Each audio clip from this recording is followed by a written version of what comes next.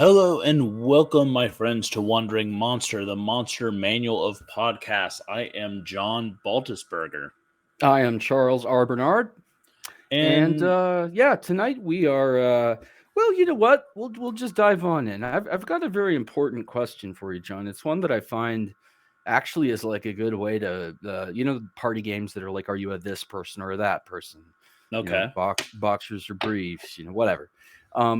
This one is: did you have an imaginary friend when you were growing up? we've talked about this. I had an imaginary antagonist. Oh, I think we did talk about Yeah, this. You're empty right. despair. Yeah, that's right. And I think I might have briefly mentioned what I'm going to talk about at length tonight when we talked about it that time. But yeah, so I had a couple of imaginary friends growing up. Although it's hard to I don't know remember any details about my relationship with them. Like I don't know my childhood memories are like hit and miss. They're either crystal clear or like non-existent. So, Uh-huh. but tonight I wanted to talk about the idea of ideas that exist either independently of our conscious mind or independently of our minds altogether. So we are Okay. going to take a magical trip, and I do mean magic, into the idea of you can call them thought forms. I would prefer people don't call them tulpas because that's a misuse of the term. Okay. Um, I think that we've talked about egregore before, and my personal favorite, Servitor, which is definitely where Warhammer got that from, by the way, because their whole chaos star is taken from chaos magic. A lot of it is, and a servitor in magic is a essentially an imaginary friend that does a job for you, right? So there's a Right. couple different ways to look at this. The concept was originally introduced by Theosophy around like 1901, and my feelings about Theosophy, which is like uniformly negative. And yeah, Helena Blavatsky is a problematic human being. Although I figured out today that she's probably the first, like, quote unquote, white lady who went to an ashram, except like she didn't actually go to an ashram. She just pretended that she did. Um, anyway, yeah. I think Aleister Crowley, other than his, gender, falls into that category as well. It's very, Orientalist, this, the mystical magic of the East version of Hinduism that they sort of purported. Because the idea of a tulpa is like a misinterpretation of a Buddhist and sometimes Hindu doctrine about how the Buddha or how divine beings incarnate. The word tulpa is like a misapplication of an actual Sanskrit word that I can't even come close to pronouncing. But it essentially means like a continuous incarnation or incarnating into reality. And the modern magical usage is different than Blavatsky's usage, and I will explain why. So, I'm gonna kind of lean off camera so that I can read two little doodly bobs real quick. So, Okay. first off, I'm gonna sneak over here. So, in theosophy, mysticism, and the paranormal, so saith Wikipedia, Tulpa is a being that is Ah, created through our prophet. spiritual, yes, or mental powers. So, like, the idea is basically that you can create a non-incarnated, so like immaterial, not physical being. Although in theosophy, they sometimes claims that they could make things actually apparate, like ectoplasm and other stuff, But so the way that the term is used in chaos magic is a hell of a lot more interesting. So I'm going to lean off camera again, and I am going to read something from Phil Hine, who actually, if you're going to learn about the subject, he's not a bad guy to go with. He is kind of an agnostic as I am towards the more like fantastical claims of chaos magic. The way that Phil Hine puts it is within chaos magic, a servitor is a psychological complex deliberately created by the magician for a specific purpose, that appears to operate autonomously from the magician's consciousness, i.e., as if it were an independently existing being. Now, appears to operate autonomously is like the most important part there. Phil Hines says specifically that by deliberately budding off portions of our psyche and identifying them by means of a name, trait, or symbol, we can come to work with them and understand how they affect us at a conscious level. So psychology is not an exact science. There are portions of it that feel to me often more like magic than science. And it's interesting to me how much mileage it's possible to get out of the concept of a servitor.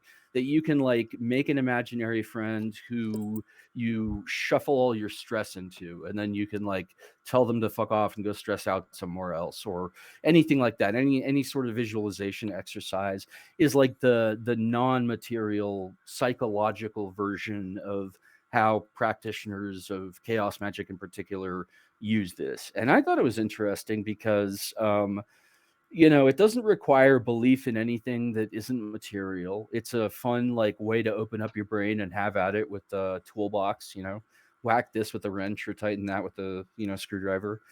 And yeah, I think that it's worth reading Phil Hine on the subject if anyone is interested.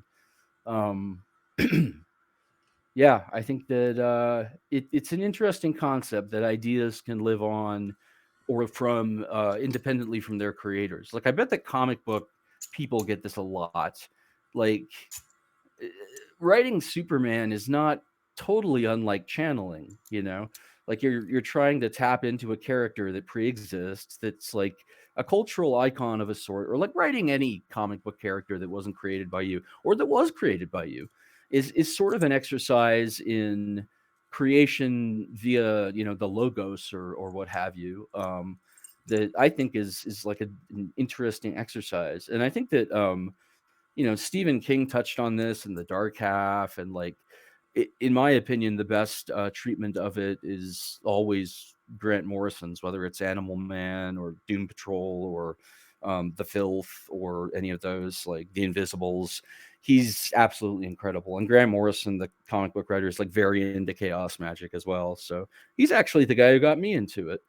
There's a very good book called Super Gods that I highly recommend, that talks about the relationship between ancient pantheons and like modern comic book pantheons, essentially, and how in an age of like no mythological heroes or whatever, we've created them anew, with paper and ink. And yeah, it's worth checking out. There's a book Hmm? called Badass Mm. that I highly recommend. As much as I love it, I can never remember the author's name. Badass books, and that's just not going to pull up what I actually need. Because there we go. Now I'll find it. Maybe. Yeah, Ben Thompson. Ben Thompson wrote the book Badass, and it's part of a series. The first one was Badass, uh, a relentless onslaught of the toughest warlords, Vikings, samurais, pirates, gunfighters, and military commanders.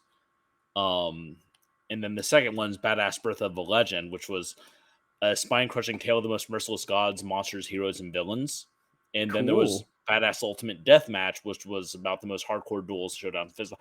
But anyway, point is, um, it's mostly a book about the original Badass, which is about real people.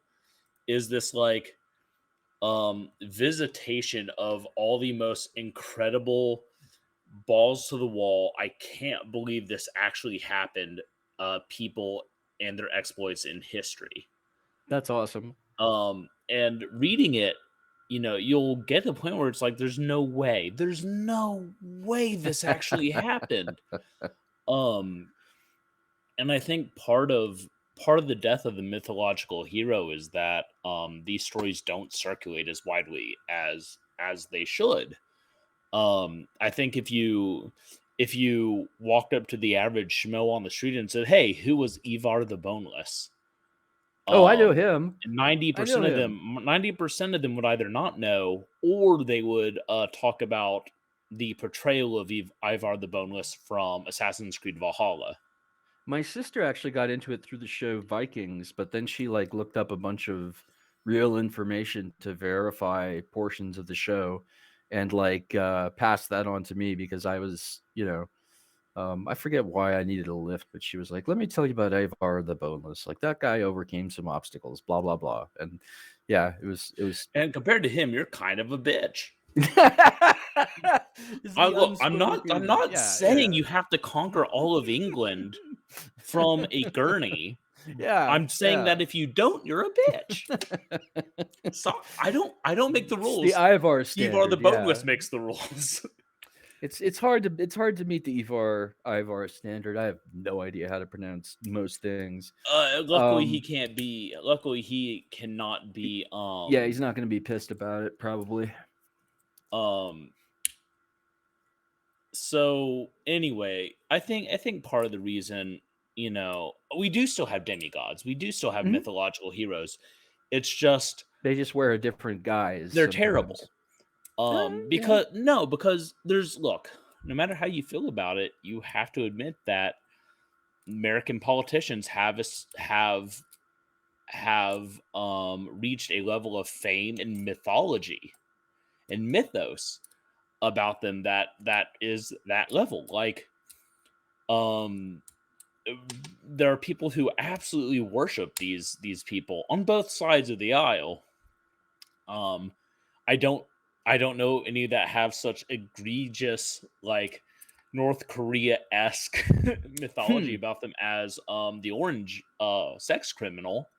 Yeah. But, like, Well, there's again, like like, there's celebrity, you had and this then guy there's yeah. that was nearly 80 years old, who was uh, ridiculously unhealthily out of shape. I'm not fat shaming anyone, but man was not a healthy man. And people are like, "Oh yeah, he could wrestle a bear and punch out this guy." It's like, no, he gets winded tying his shoes to go play golf. But my point is not like this is a bad president, which he was. My point is not that he was a sex criminal, which he was. My point is that he attained, and many politicians do, and many celebrities do. Nick Cage is another great example. Mythological hero status. So the difference is that when I say mythological, I also mean fictional. So See, I don't equate mythology with fiction necessary fiction, right? Okay. because I call Jewish magic and Hmm. theology Jewish mythology, and I can do that, and I do that because I also call Viking religion a mythology, and I call Christian theology a mythology, and it's not a term of disrespect; it's a term of belief. Hmm. These people believe this, whether or not it's true, they believe it. And part of being a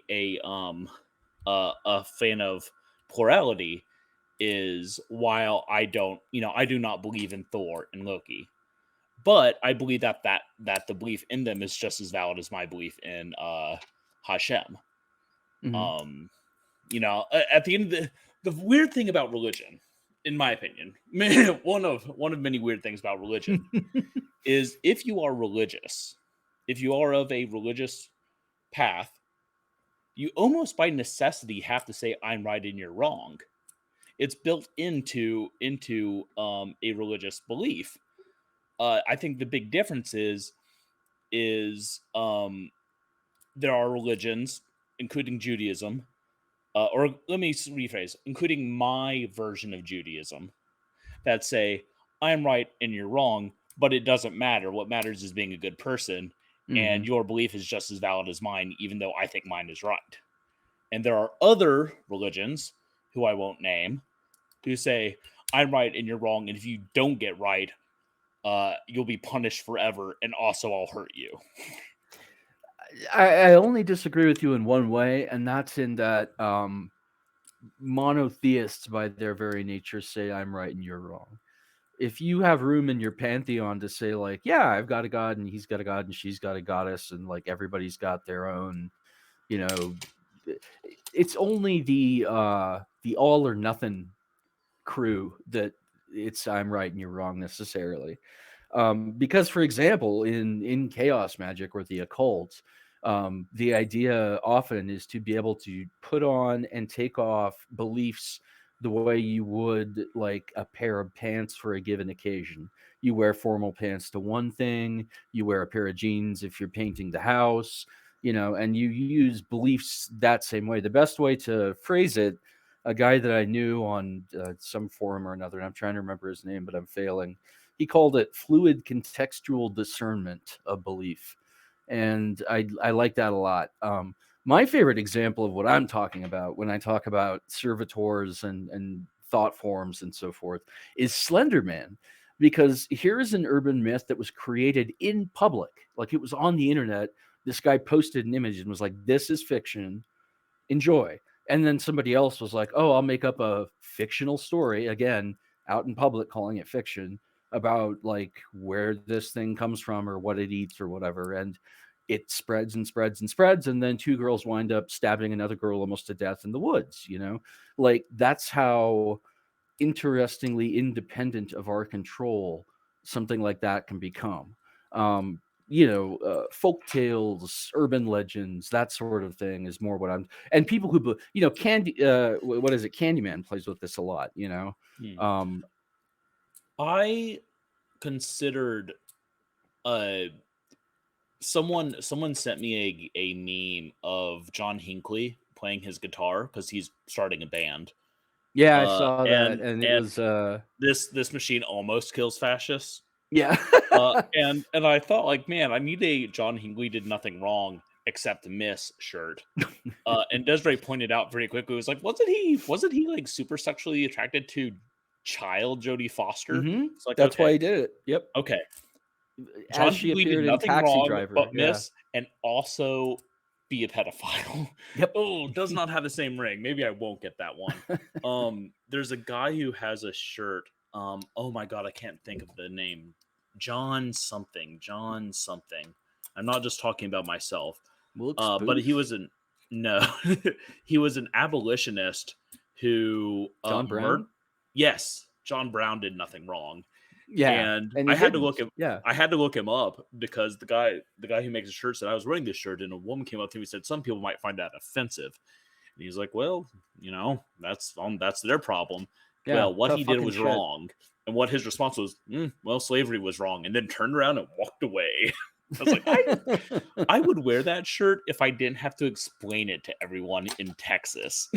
To me, like, so the most interesting folk hero of the abolition, like the early, not early days, but the latter days, really, of the movement, was to me Nathaniel Turner, Nat Turner, Mm.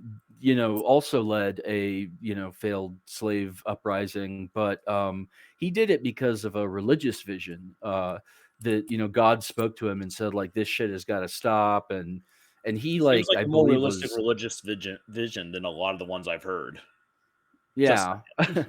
Yeah, well, I don't know. And yeah, he was, I believe, hung for it, but yeah, he and his band of you know, I don't want to call them followers. They were just participants, they killed a bunch of white folk, including like little kids, and that sucks, but you know what? Like shit, slavery sucked more, and yeah. yeah, I don't know. I don't Um, condone the killing of the children of slavers. I just condone the killing of slavers. there's speaking of folk heroes, going back to folk heroes because I do want to go back to that real quick. Yeah. There was a guy named Raoul. He was a Swiss or Dutch diplomat in Belgium during World War II, who used his being like 7 feet tall, blonde uh, stature to just yell at Nazis into giving him any Jewish prisoners they had, who he would then like house on his factory and give visas and help escape. Wow, that's cool. He has been named a hero of the Jewish people, but again, like just giant dude who Yeah. yelled at Nazis until they gave them they're like until they did whatever he said. Again, folk hero. Yeah, Interesting see thing about thought forms, though. yeah. A while back, I have a friend who's a little bit into the. I don't know what her religion is. Mhm. Maybe it's chaos magic because she's like, oh yeah, I worship like Freya, okay, and also Bastet. Like, Mhm. oh, okay, those are you just like cats, huh? Um, but Yeah, that's a very chaos magic thing to choose your own pantheon is, like, yeah, almost required, you know? and I didn't know that at the time, so it just sounded weird to me, which is fine. Mhm. Lots of things are weird to me, including myself and my body. Um, and one day she's like, "Oh, by the way, your D&D character has been visiting me in my dream," and she talked about how that character, like these characters, are like fighting in this other world and doing this stuff, and I was like, um, I made that character because I like rum. Like, there's not a whole like I didn't, So but here's the it thing, was is, separate from like, me. I knew we'd wind up here, and I'm so glad we did. It's the question, that nobody wants to ask about religion, which is, like, what is the line between belief and delusion? Because that's a difficult question to answer, because there are religious people who are, obviously, like, I would I don't know, even them. Like, so, for example, street preachers, not like the ones who are like evangelicals, but the ones who are like barely coherent, you know?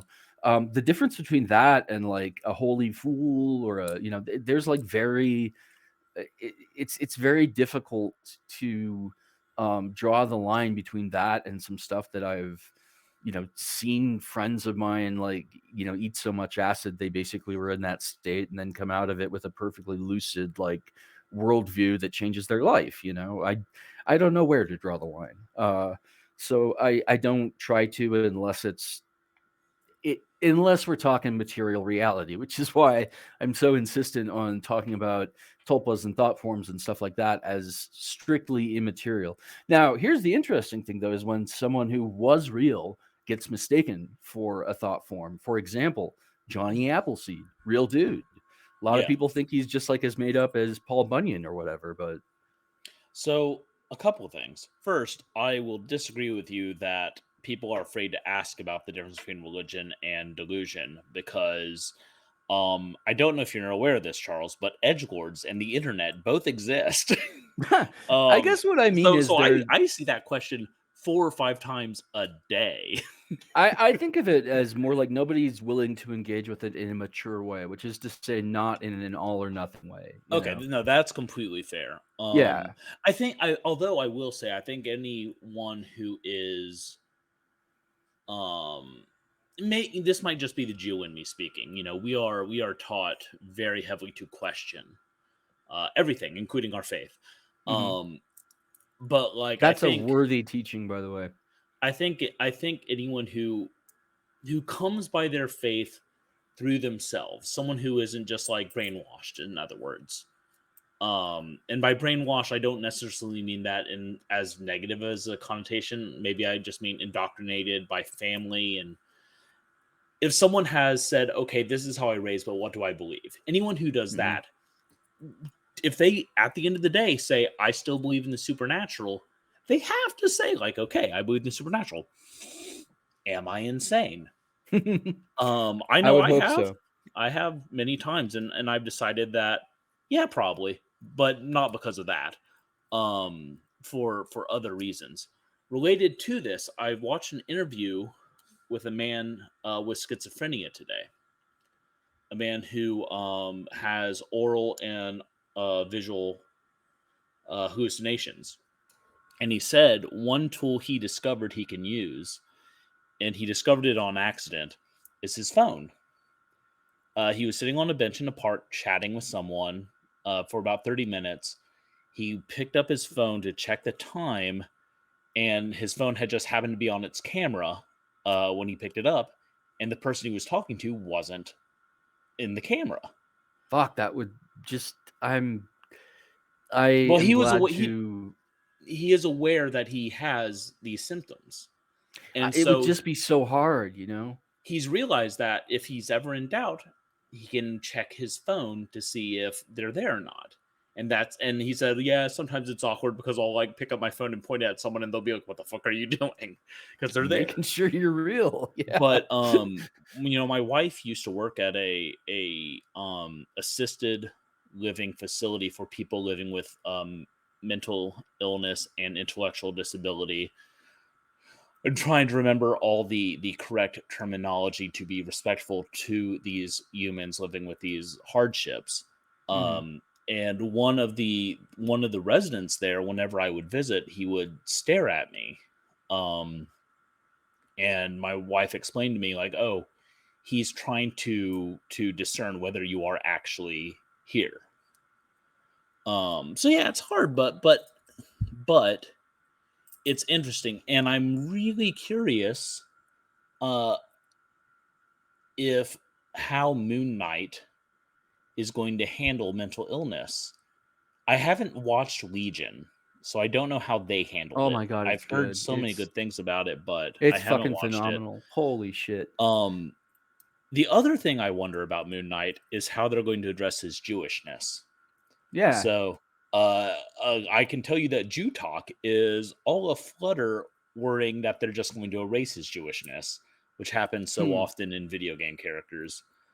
Yeah. Um, Ben Grimm during the Fantastic Four movie, there's about a maybe fourth of a second as it pans through his living room and there's a menorah on a shelf. It's the only mention of Ben Grimm's Jewishness. Um, but they had it in there and I was happy to see it there. Um, all this aside, I'm ashamed because I didn't know Ben Grimm was, Jewish, oh like, yeah, yeah, yeah, the yeah. only characters whose religion I know are the ones who are Catholic because I was a little Catholic kid growing up Well, reading comics. also they hammer Catholicism home in comics. Like Daredevil, like every Yeah, few minutes in Daredevil, you'll see him outside a church, like playing with a yeah. rosary. Well, Um, part of that is because, you gotta admit it, Catholicism has great props, like, you know okay, fine, but you're telling me that other faiths don't have just as good, if oh, not no, better I props? wanna see props from other well, not props, I wanna see them respectfully treated, but you get what I'm saying. Yeah, No, but, no, addressing cathedrals we want just look like addressing. something that a superhero should hunch on, like, they can't help but look that way, it's part of the original design back in the day. Okay, let's talk Um, about Satanism real quick. sure. Let's talk about Satanism combined with our favorite Eminem erotic talk show host. Um, I saw him circulating on the talk or on the talks, as I like to call them, because it reminds me of buttocks.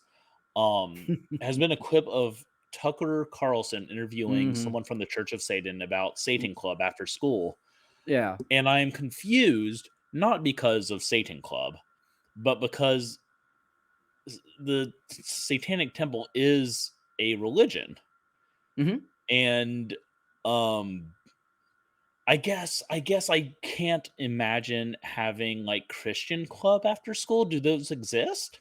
Oh, man. They do. Oh, John. Because if they do, then I understand. Yeah, dude, they do every That makes me fucking where, so and angry. they get so in people's faces. There's an annual event called Meet You at the Flagpole that's like everybody goes and prays. There's like fucking when I was growing up, there was Missionary Day where like all the Mormon Yeah, kids me would come to too, school but that dressed was the as most boring of the days. I preferred bend me over the desk day personally, right. That but, is that is a good day. That's yeah. No, man, like that's what Satan Club is a response to. So like Okay.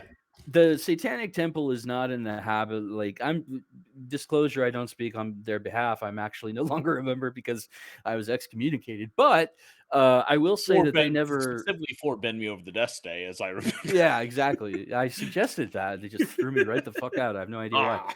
But they never strike the first punch. The whole idea, like the the seed from which the Satanic Temple grew was, if Satanists tried this shit, people would like shit their pants.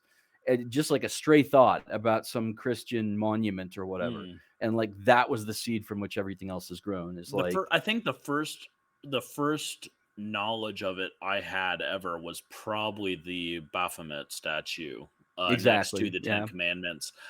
And yeah, I don't, I view the Satanic Temple as a kind of the same way I view every religious group other than Christians, which is like, okay, y'all do your thing, and the more good you do, the better you are. The less hmm. good you do, the less good you are.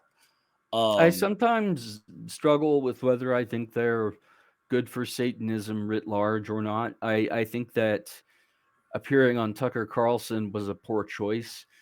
I think that that doesn't do anybody any good, but I I don't know. I'm like I said, I'm no longer a member. yeah, I had a problem with the hierarchy within it, and because I being being a follower of the symbol, the thought form of the ultimate rebel, which is our version of Satan, yeah. the one the first guy to tell the boss to go get fucked. Like I have a natural tendency to tell authority to get fucked, and it turned out that that didn't play well. It does it's generally speaking, you have a pretty okay time controlling that impulse over at Madness Heart Press, It's true most of the time. which is Yeah, good because you'd throw me right the fuck out. Yeah. I follow the thought form of the Jewish version of Satan, just like, I'm sorry, you're excuse me. I guess I have to tear out your loins. No, no. Um, I anyway. I should say, like, I'm not a naturally just anti-authoritarian, smash everything person. Mhm, I'm pretty mhm. anti-authoritarian, but I'm not anti-authority if it's legitimate. The problem is that in so many cases, like the top primate of the social like pecking order is not necessarily the best qualified primate for the job, Right, right, and I right, often voice my disapproval of that situation. right. So, Well, yeah, and that's the thing in a community thing such as a religious group, mhm. there shouldn't really be a top primate, I couldn't agree with you more. like, okay, Catholicism, they have a top primate, like, Oh yeah, you it's the bet. shadow pope. Um, Yeah. on the other hand, in Madness Heart Press, it also has a top primate because I pay all the bills. I own Right, like right, my name's right. on the company. I Um, like to consider myself one of your minions, so I think see, that the word my minion's been ruined for me because I have a oh yeah, child, yeah. and Yeah, true, true. I prefer Having never either watched, like, henchman. any of those movies, I don't think yeah. Henchman works for Henchman, me. yeah, Henchman, I Sous can do chef, that, yeah. Sous literary sous chef, chef. also acceptable, I can do that, Okay, yeah. I will say the first Despicable Me movie, excellent, excellent Okay. movie. Uh, Not as good as Encanto, but look. I still haven't watched I am hashtag blessed that of all the fucking schlock movies my daughter could get obsessed with, it was Encanto. yeah. I'm very What's happy about what's that. the one about the emotions, Inside Out? That's the one I wanna watch, That one, I'm that very one picky will. about children's I movies, don't but know. that one looked pretty good. My wife and I watched that one as parents, and it made us cry. But I think it made us cry because we're parents. Yeah, Um, I am dead inside, yeah. so Well, I mean, like, there's certain things that hit you depending on where you are in your sure. life. Um, I was talking to someone the other day, and I was like, "Yeah, I chat with my brother like once a month, once every few months." And they're like, "Oh, why so? Are you not close to your brother?" It's like, I cherish my brother. My brother's so fucking cool. He's also 21. Yeah, I don't know if you know this about me. different life Um, experience. I'm a stay at home dad author, Yeah. and my brother is 21. Yep. Yep, he's in um, a different mode than you are. like I we went to a Mexican restaurant. He's like, "Yeah, I'm thinking about starting a what's it called? there's a Brazilian liquor, uh, Pinta. I have no I idea, can't but remember. it But sounds he's like, yeah, delicious. I'm thinking about starting a company where I import this and distribute it. It's like, of course you are, because you're fucking 21 or Oh, to 2, and be a you can just callow youth fucking do again. that. He's Yeah. also the thing is, Charles, he's very intelligent, my brother. He went to college on a military scholarship, which I do not like, but he did what he felt he had to do to get out of his situation. And he graduated with a 4.0. Like he never got less than 100 on anything. Impressive. Incredibly, and he's a electrical engineering major with a nuclear engineering minor. Yeah, he'll be able to Uh, get a job is one good yeah, thing about those degrees. yeah, no, Pretty much, yeah, pretty unlike much my guaranteed. dumbass. Um, Oh, dude, like, at least you anyone have a wa- college degree. anyone want to talk about theater? Yeah, The well, funny thing is, if I could go back and do it again, I would go for theology. I'd hey, study man, theology, like still not get a job.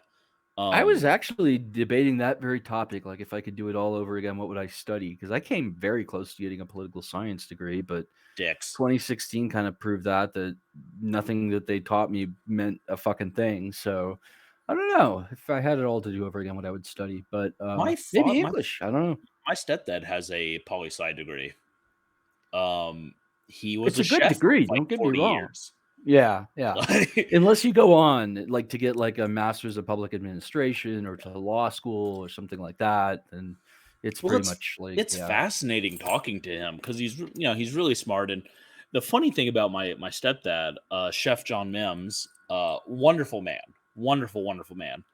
Um, is he is literally the most laid back person you'll ever meet. Um, he is so sweet, so kind, so genteel. That like you could talk politics with him, and he could kind of calmly talk about anything and like Mm. analyze it, and like I'm here like and he's like, yeah, no, it's not great, it's a bad situation, I can't believe it happened. It's like, how are you not fuming? And he's like, well, I am Nephilim, I'm part angel, so it's fine. And he's like 6'5", and then his hair adds like 3 more inches. Wow. uh he's a wonderful person. I love him very much. Maybe Uh, he's, gonna turn into a living legend, a tulpa one day. he Talk has about been the he has been called the godfather of Austin cuisine once or twice. Wow, Yeah. that's not nothing. Like for a little while, like he had either opened up or trained most of the chefs that had opened up restaurants in Austin. Yeah. Those days are past, but it was an interesting time. So Well, here's okay, hoping that 2 chefs don't try to stab another chef to death in the name of, what's his name? Chef Mims? Chef Mims. Yeah. So I've been playing I've been playing a game called A Robot Named Fight. I like the title. It's a really good name. It's such a good name. Yeah. Um I don't got nothing. I don't know, man. It's also Um a good name for a robot now that I it think about it. is. It is. Yeah. The game's excellent if you can. It's on Steam. It's also on Switch. It's Mhm. a rogue light Metroidvania randomized speedrun game. Neat. Which is like all of my special flavors in one. Yeah, yeah. Um, Look, I'll be honest. I bought my first vinyl record, and I've been working on a couple of books. I have a new book coming out eventually whenever I get around to, well, whenever my editor Lisa gets around to editing it, and that's not because she's lazy. It's because I've given her 9 books to get done before Killer Yeah, Con this yeah. year. Um, that will come out. It's about a dragon. You guys like dragons? Oh, neat. I've Yeah, been yeah, waiting yeah. for that one. I was gonna ask you about it, but I thought that Bell the might be Last Dragon. impolite. Yeah, Bell the Last Yeah. Dragon is actually. I'm. Hey, and if you like angels being ripped to shreds, there's some of Do that, I ever? and there's some sex. I don't know if it's good sex, but there is sex in there. Anyway, Anyway, my point is Charles suggested this a few days ago, and like Mhm. my brain has been completely focused on these books. I haven't done shit for research. What I will say is ghost and immaterial threats in a game have to be played smart. Yep. Um, you know, games like D&D where it's like a hack and slash, essentially like an exploration hack and slash game. The ghosts have stats. Mhm. If you have a magic weapon, you can stab a ghost right in its fucking face. It's fine. Um, maybe like not very satisfying because they don't have flesh or bone or blood, but you can do it. Um, I think a far more useful way of handling immaterial foes. I'm not cutting that out either. You all get that.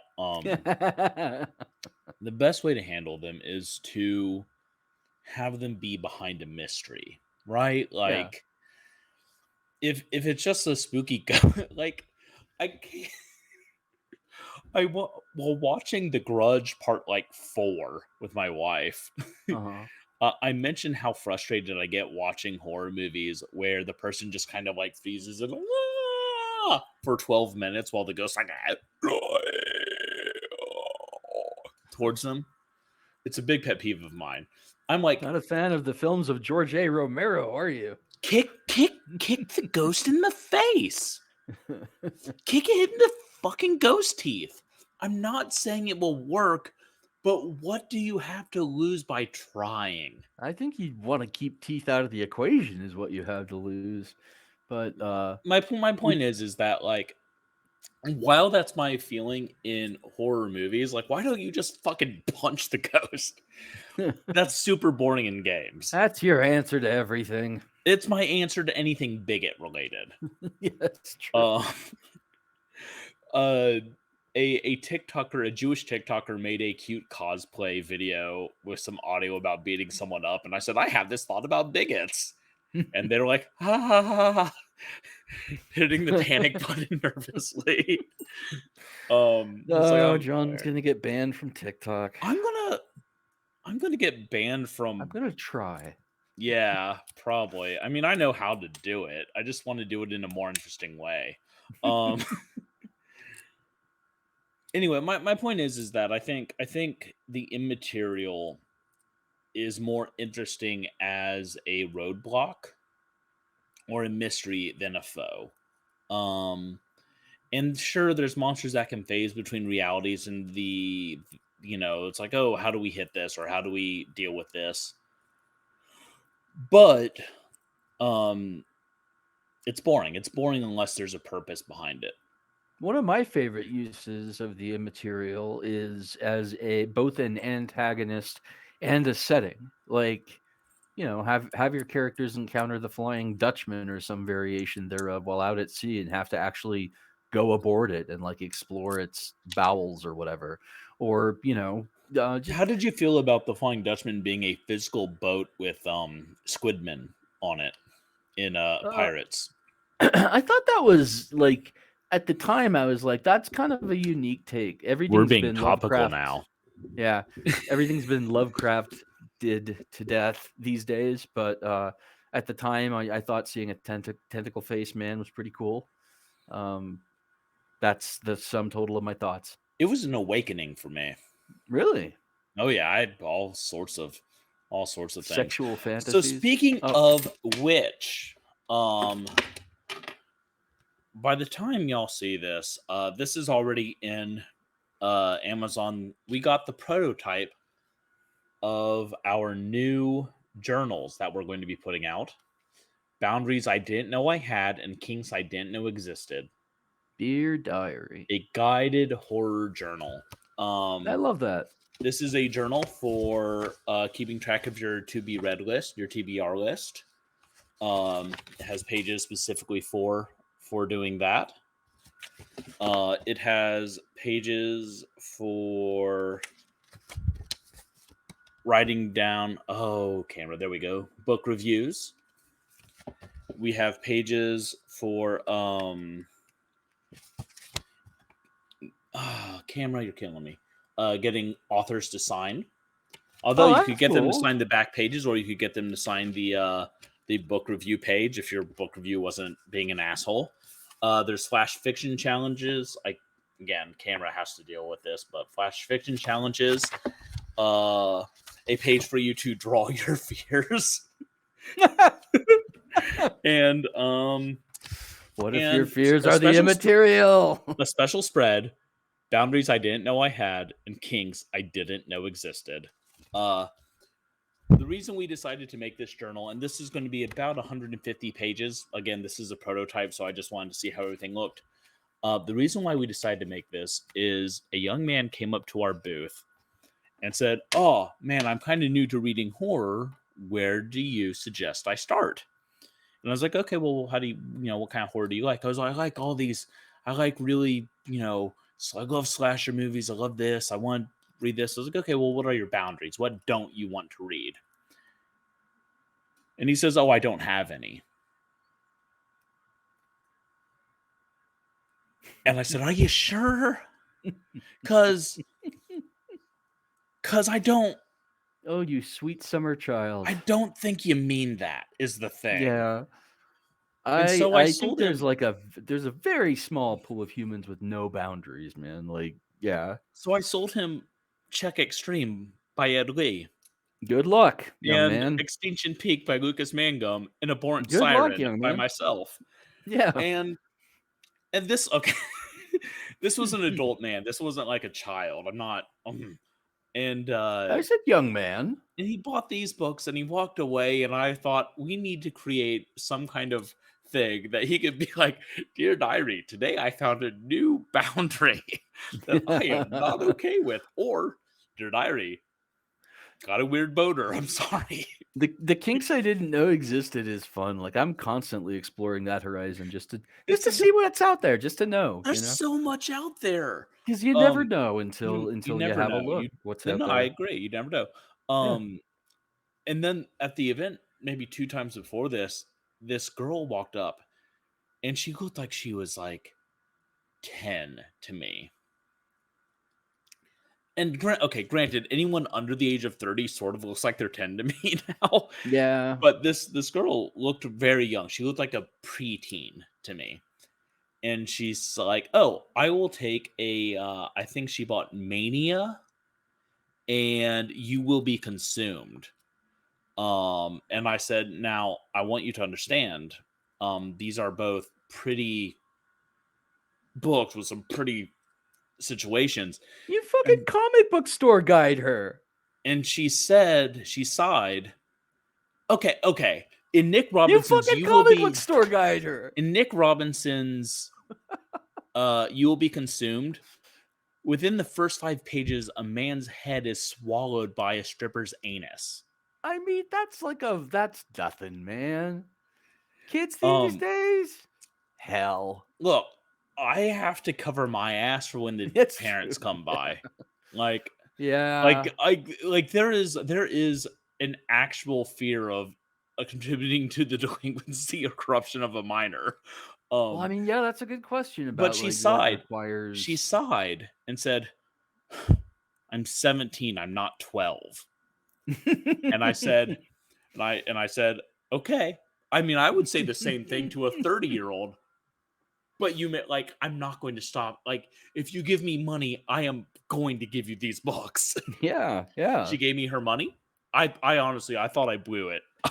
Max I was Booth was 17. standing I was behind but me. 17 years old when I very first read the 120 Days of Sodom by the Marquis de Sade, the Divine Marquis. And yeah, like at the time, boy, talk about kinks I didn't know existed. That was it was pretty awesome. Yeah, um, and problematic, but yeah. Max Booth was standing behind me during that exchange, and like he walked up to me, and I was like, "I thought you blew that. I thought you blew yeah, that the fuck out of that." I was like, yeah. I just totally called you on it too. I, Yeah, I yeah. sold books. I sold them. She bought the books. There's the dad in you coming out, man. Like, Oh, you have no idea. yeah. Um, Even before Aziz was born, after I'd been married, I was probably like I was only like 28 at the time, maybe 29. I was walking my dog around my apartment complex, and it was like 2 or 3 in the morning, and this little blonde girl, obviously fresh off like going to the clubs, stumbles up and goes, "Hey man, do you know what time it is?" And my first thought was, "Young lady, I am a stranger. You do not know me. You need to get in your house and lock the door because there are weirdos out." Oh shit. Tell me I you am said hammer old. time. Tell me you I said hammer time. Why would I say hammer time? Because she asked what time it was, man. If someone asks you that, it's I was always hammer time. concerned that someone would snatch her. And this was Oh, East Riverside, MC which Hammer means nothing jokes to you. But back makes me when I laugh. lived there, East Riverside was not the best neighborhood. Yeah. I mean, okay, let me rephrase that. It was not the best neighborhood for Austin, Yeah, which I means it was mean, still pretty okay. you know, I worry about the well-being of drunkards wherever they stray. There's a reason that they were like the number one targets of like pickpockets and Yeah, throat slitters and so forth back in the day. Probably still are for all I know. I'm sure But they yeah, are. yeah, So, anyway, I showed you all that journal because I want you to keep it in mind because it is going to be coming out sooner rather than later. To write down all of 2022's wonderful thoughts and track your horror reading journeys. yeah. Um, if you want my books, if you want to keep track of what I'm doing, including my upcoming book, Bell the Last Dragon or Abhorrent Faith, at least one of those is dropping next month, maybe both. You can go to www.kaijupoet.com or find me on Twitter at kaijupoet.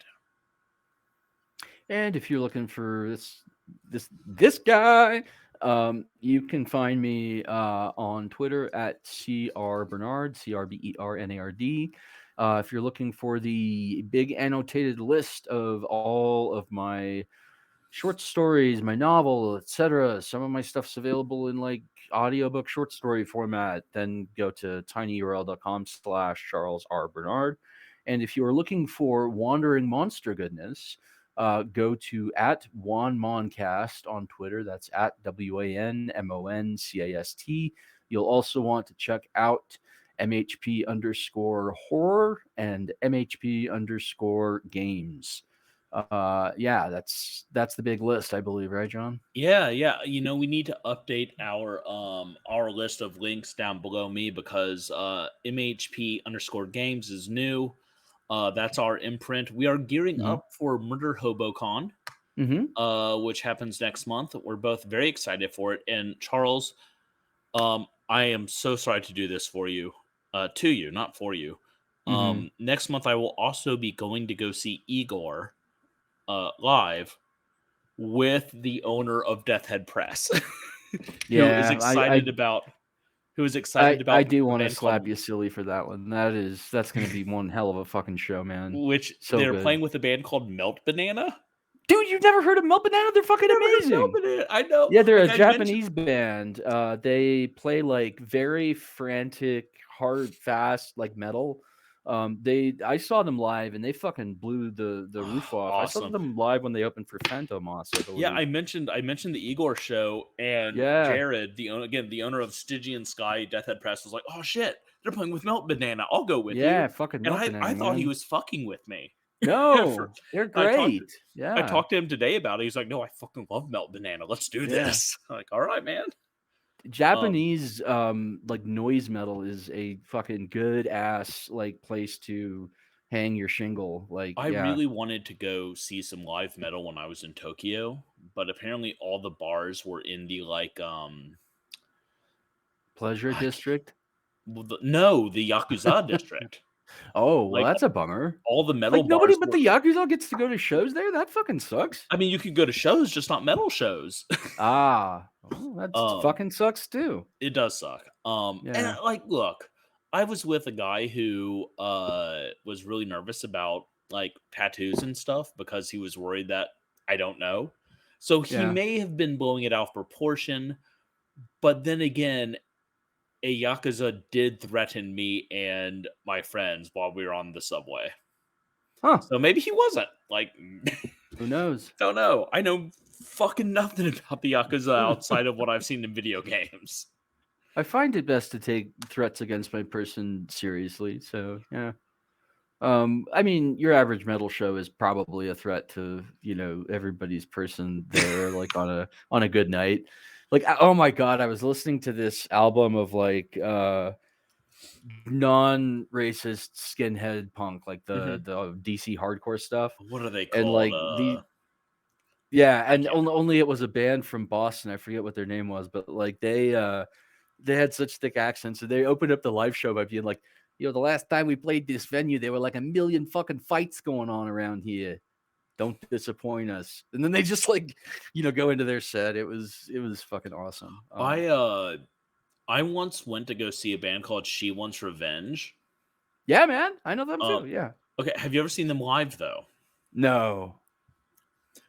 Give me 1 second. I'm going to do a reenactment for you, and then we'll call it a night. Everyone, you Okay. want to see that? I mean, look, hey, if you want to leave now, I won't blame you, but you're going to miss me. You're going to miss you're going to miss some stuff.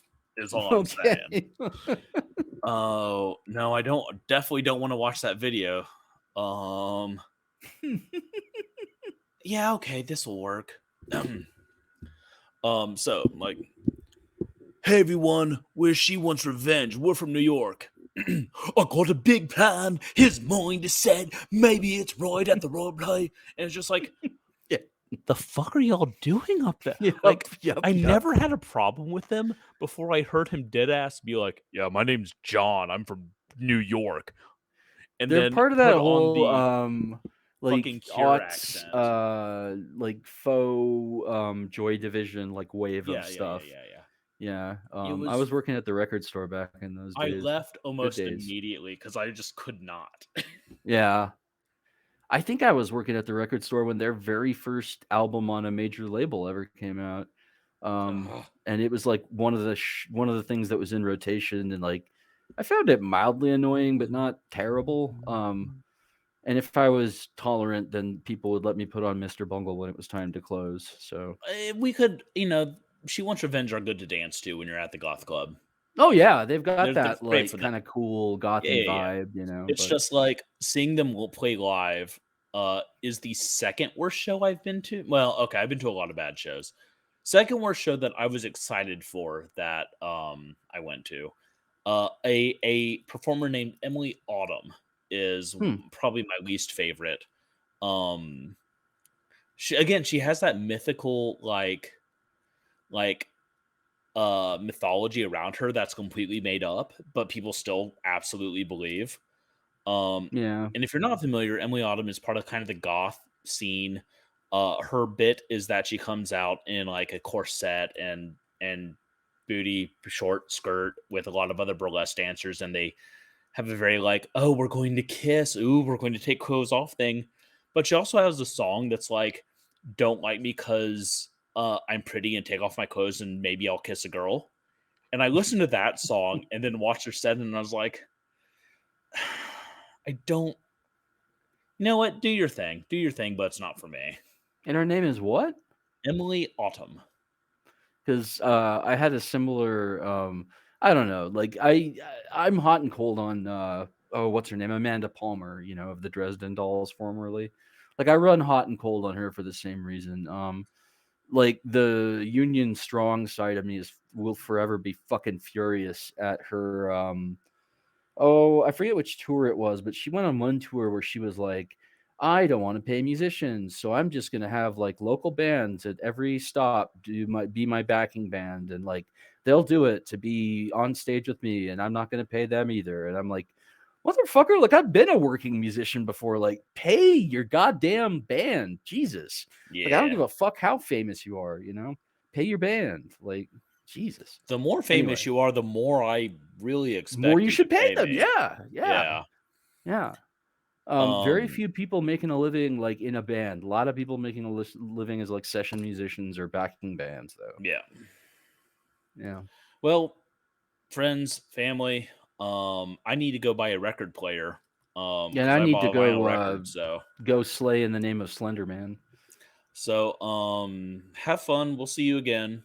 Mhm. Until then, stay safe, but stay scared.